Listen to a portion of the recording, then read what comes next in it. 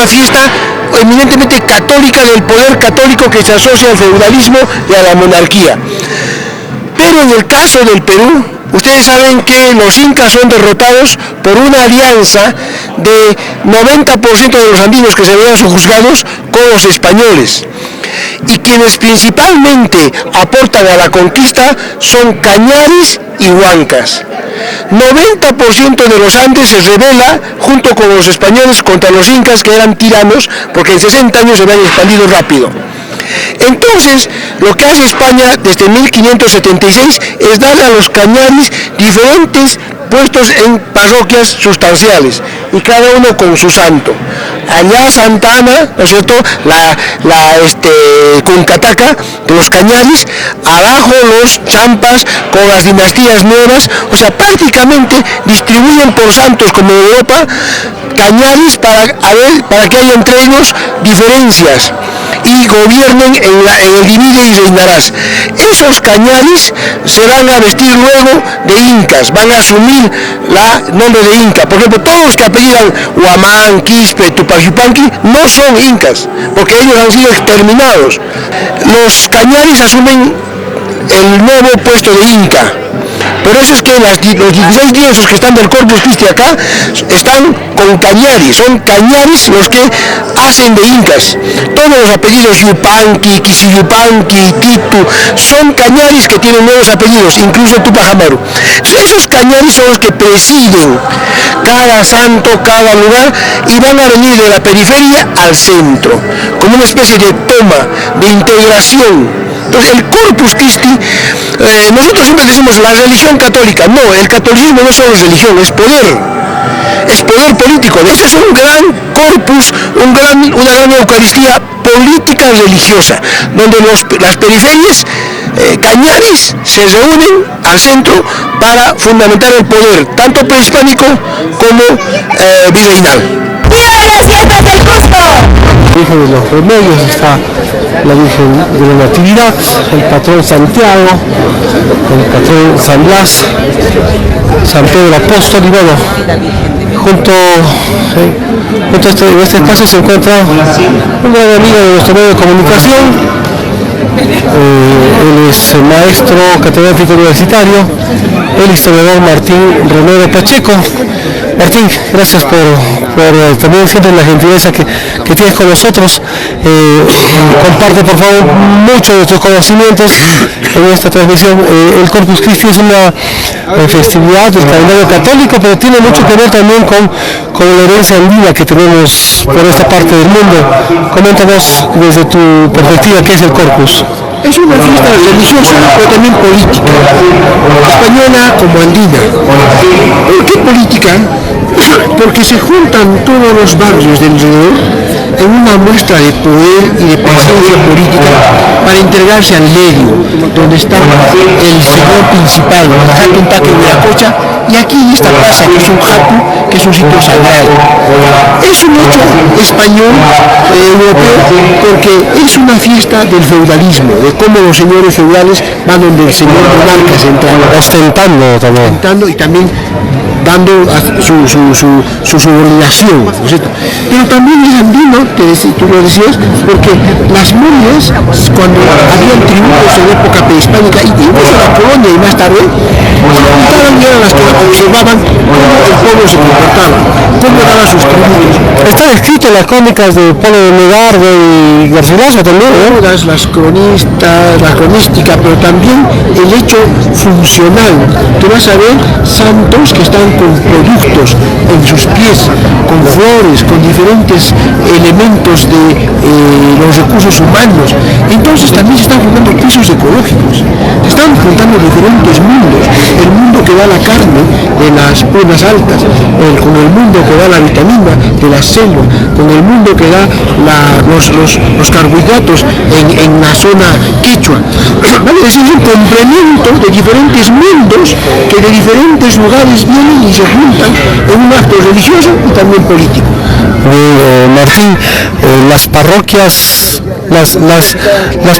del Cusco, las de los diferentes barrios como San Jerónimo, San Cristóbal, tienen algunas características, ¿no?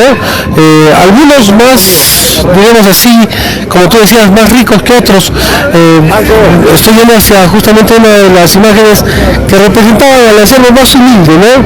Santa Bárbara viene de un distrito no muy próspero, digamos, en aquel entonces. Hoy lo es el distrito por hoy, y por ejemplo, y lo que nos mostrabas también los productos, ¿no? Hay unas enormes papas ahí, maíces, flores y más, y hay también algunas tradiciones, algunos digamos así, pues diálogos que le hacen hacer el popular, que cuenta historias, por ejemplo, de la chicha de Santana y otras que nos podrías compartir, por favor, en este diálogo. Justamente estamos al pie de la imagen de Santana, que está ahí con su raqui de chicha, ¿no? Mira, Santana significa el barrio de los aliados más prominentes de los incas, los chachapoyas y los cañaris. Los cañaris y los chachapoyas definen la conquista, son los privilegiados, son los que tienen el cogobierno de la colonia. Esta virgen representa a la virgen de quienes tenían el control de todo el Tahuantinsuyo y la colonia reina de Perú en la conquista. Habían cañaris jefes en cada parroquia. Cañaris eran los dueños de todo Vilcabamba, Machu Picchu. Cañaris son de Santana, el sitio más privilegiado del Cusco, por donde residen las batallas principales.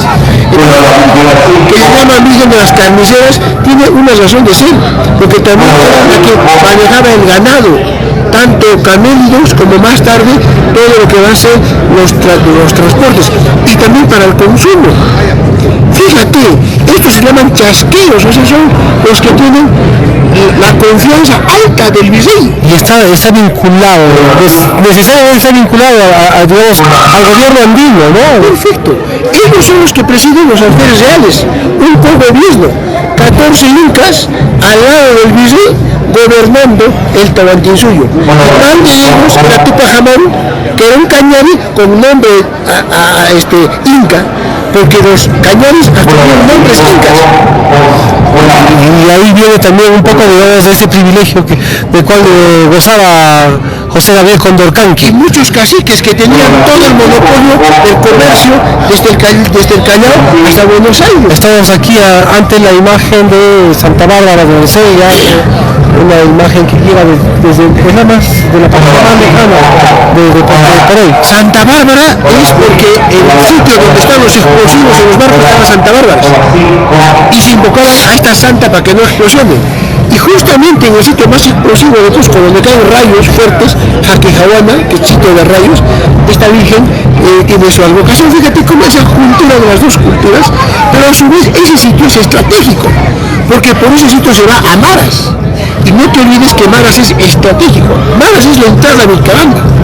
Quien tiene Vilcabamba tiene los recursos de los Andes, tiene el control de los rebeldes, porque ahí está Manco Inca, tiene el control fundamental de tierras sustanciales, de coca, ají, camote.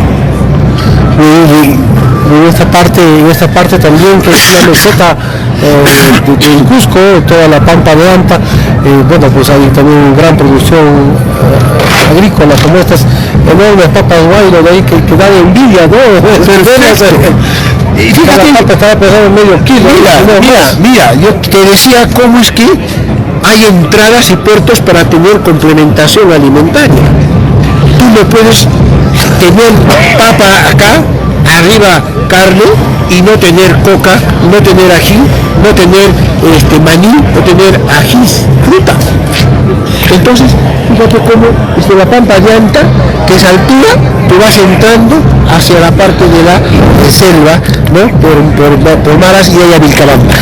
Los productos. San Sebastián es un distrito muy rico, ya ahora prácticamente urbano, pero gozaba de mucho sector agrícola también, ¿no? Acá vemos mira, hay dos zonas propiamente hasta la cebolla sebastiana.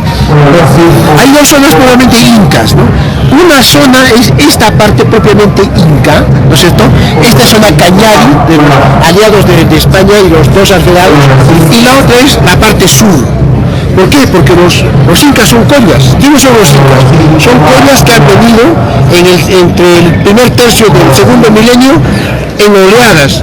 ¿Por qué? Porque había escasez y venían los norteños a quitarles en una guerra. Entonces, los joyas se trasladan a través de dos vertientes, del sur y del sur oeste hacia aquí. Todo el Vilcanota recorren. Por supuesto. Entonces, este San Sebastián viene a ser una representación de los incas, digamos, más leales al antiguo orden del Tahuantinsuyo, ¿no? Que van a enfrentarse justamente a los cañares que vienen por este lado. Y por eso es que tienen una enorme ascendencia. Son quizás uno de los pocos incas que en el momento dado de la conquista se alían con el nuevo orden español, porque ven que los incas principales pues habían ya cometido abuso y todo ello. Y por eso conservan un privilegio de tener productos, tierras, e incluso conservan algunos nombres. Hasta los apellidos, ¿no? José Salvador. Rau Panaca, Chimapanaca, Suxu Ayu, Inca Roca, Sinchi Roca, parece que son los más legítimos. Más bien los otros de otras parroquias son. Entonces por eso que tiene este privilegio, por eso que va a pelear en carrera con San Jerónimo. ¿Qué es San Jerónimo? ¿Qué significa? Él es el que cambia todo el cristianismo judeo oriental al cristianismo occidental al traducir la Biblia, del hebreo al vulgata. Entonces hay un dicho que dice traductore, traditore, todo el que te traduce te traiciona. Prácticamente es el que le da el vuelco, el que desjudaiza la religión. Y entonces por eso que los dos van a entrar en conflicto. Por eso que los españoles ponían a dos rivales juntos para gobernar, ¿no? Y entonces, para que exista un equilibrio, ¿no? Exacto.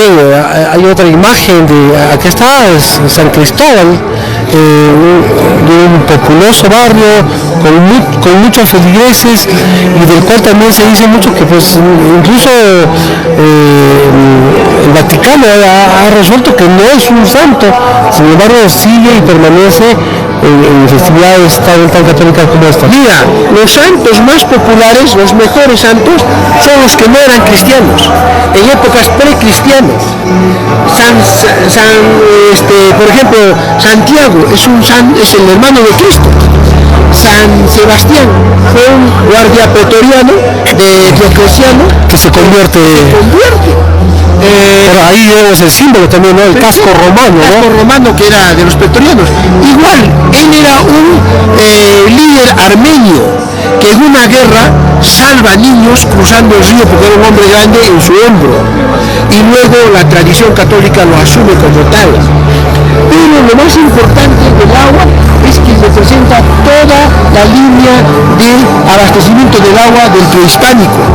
Está asociado con Chacán, está asociado también con uno de los incas últimos que quedó, que colaboró con España, el Inca Paulo.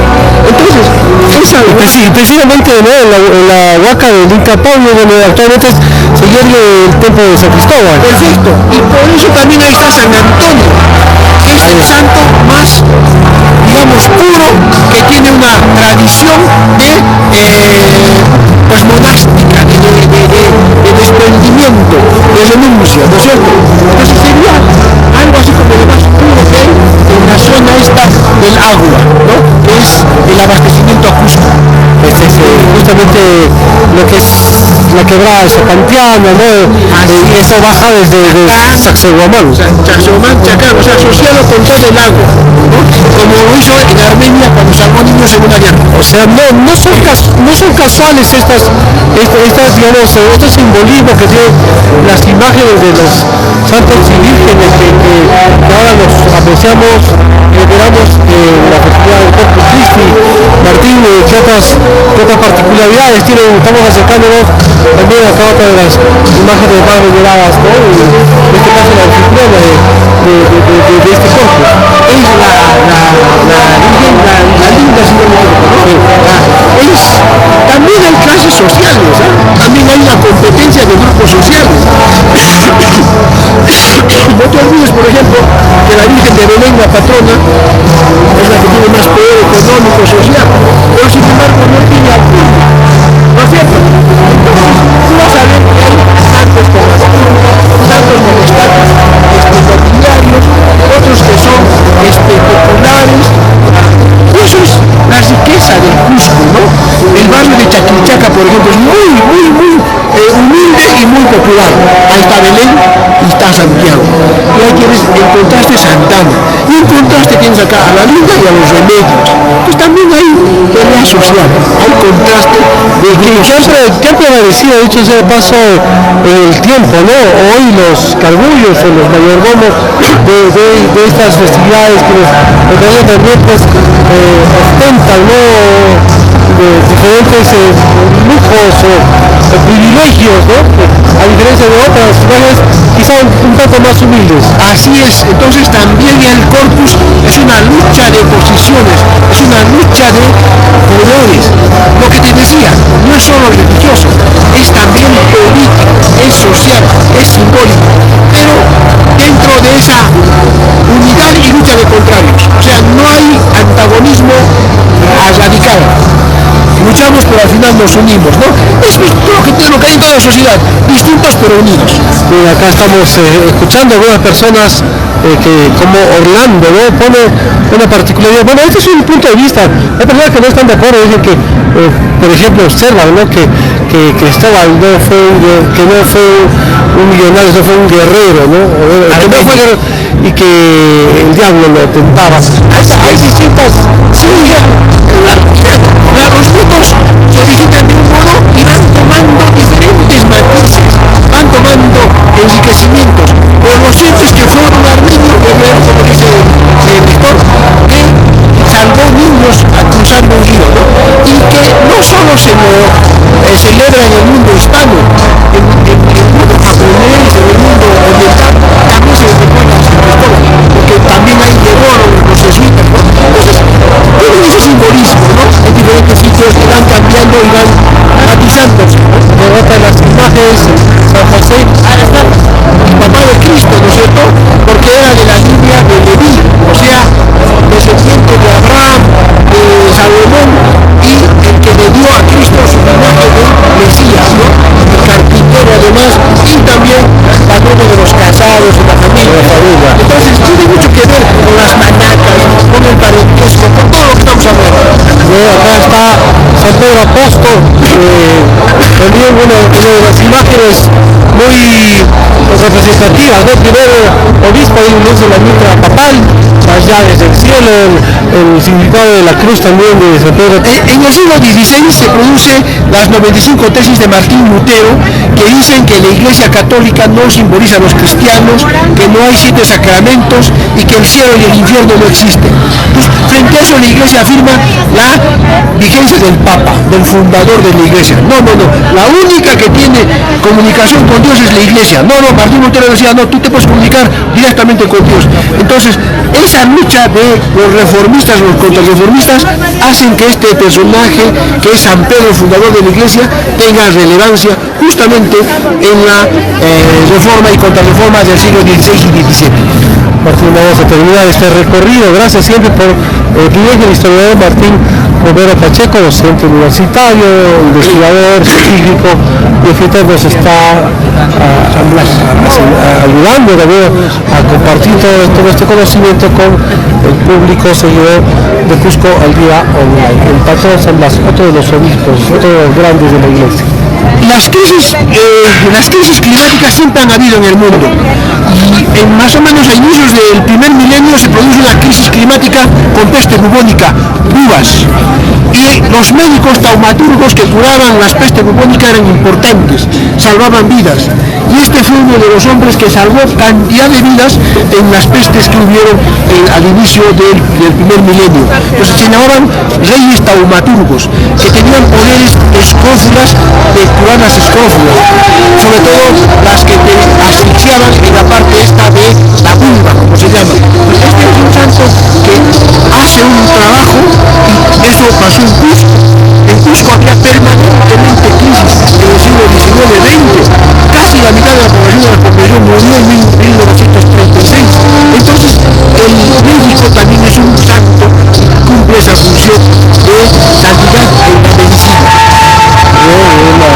También una labor importante de los médicos que están prestados en el servicio, ¿no? a la comunidad. Santiago Apóstol fue un cruzado, el moro simboliza pues justamente es transmitido por la evangelización, y cuando llega a los Andes se reconoce como Santiago Mataindios. Mira, en el año 711 España es invadida por los moros y forma un gran renacimiento. Los moros llevan toda la ciencia grecorromana y se quedan hasta el siglo XVI. Entonces los moros después van a ser expulsados porque se cristianiza, ¿no? Y España va a tener una unidad política. Y desde Santiago de Compostela se dice que el hermano mayor de Cristo era Santiago Apóstol, se convierte en Santiago Matamoros, como tú has dicho, y va comenzando a arrinconar a los moros del norte a sur, hasta que el 1 de enero de 1492, en la batalla del sur de España, ¿no es cierto?, Granada, finalmente vence y se convierte en el santo de España, Santiago Matamoros, que acá se convierte en Santiago Mataindios, patrono de España. Y es una imagen muy utilizada en la representación de la representación del Perú, ¿no?, de América. Sí, y también del ganado. No te olvides que el 25 de julio se celebra el Santiago, donde se hace el casarapo, donde se hace invocación a la fertilidad del ganado. Entonces, un santo que explotador, conquistador, pasa a ser andino, ¿no? Pues vamos a salir de esta valla para poder acercarnos un poco más a las imágenes. Ya las han cerrado por aquí. Bueno, con la distancia. Está otra de las imágenes, la Virgen de la Natividad, o la Virgen de la Almudena, ¿no? La imagen que vemos que también de otra parroquia importante en el distrito de Santiago.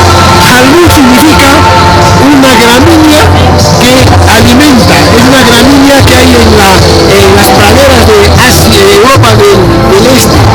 Se cuenta que cuando hubo el sitio de los moros en Granada en 1427, ¿no?, se apareció una virgen y de sus faldas dio almud, o sea, comida a los sitiados cristianos. Y lo mismo se repite acá en el año 1536, cuando Manco Inca cerca todo este sitio y se aparece una virgen dándoles comida, y luego Santiago defendiendo a los españoles contra Manco Inca. Entonces hay una tradición de una virgen salvadora, que también se debe llamar auxiliadora, ¿no es cierto?, que cuando están cercados los cristianos les provee almud. Es una virgen árabe, Jalmud. Toda la palabra Jal significa, es árabe, el lugar. Jalmud, en la comunidad de la Biblia. Tenemos allá la Virgen purificada. Sí, la purificada es una imagen de lo que diríamos, pues, la Virgen pura propiamente dicha, la Virgen que no es humana, que no es madre, sino la Virgen cuando ya está subiendo al cielo y está libre de cualquier signo humano, ¿no? Entonces hay unos debates en la Iglesia Católica de que si los santos cristianos son espíritu o cuerpo. Entonces dice que son cuerpo y espíritu, entonces no solo cuerpo, y hay también la imagen de no, es la purificación. Y no te olvides que la purificación es un acto de que la ascensión justamente, la epifanía, es cuando la Virgen Madre, que está entre comillas sucia por haber parido un hijo, se purifica y se vuelve sagrada, y por lo tanto su hijo es Inmaculado Concepción, o sea, no es humano, ¿no? Es la Virgen purificada, la Virgen, la primera imagen, y la otra Virgen, la pequeñita, esta es la Virgen de los remedios, ¿no es cierto? Vendría a ser entonces la Virgen de el grupo más cusqueño, ¿no es cierto?, que cuando hubo crisis, sobre todo lo que ellos llamaban asonada de los indios, rebeliones indias, ¿no?, ellos se refugiaban en esta Virgen como el remedio para que les salven de los indios. Por eso se dice que es la Virgen de los, disculpe la replana, de los pitucos, de los blanquitos del Cusco, ¿no?, porque se refugiaban en ella cuando los demás invocaban a otras vírgenes en rebeliones, en la Confederación Peruano-Boliviana, en la rebelión de Tupac Amaru, en las rebeliones que hubo en el siglo XX, ¿no? Entonces, cada santo tiene una connotación, un significado social, espacial, político, religioso. Y todo esto, bueno, el Corpus también es la procesión, lo decían al inicio, es la procesión de las maitis, de las medias. Así es. Tú verás, por ejemplo, en textos coloniales, que cuando los conquistadores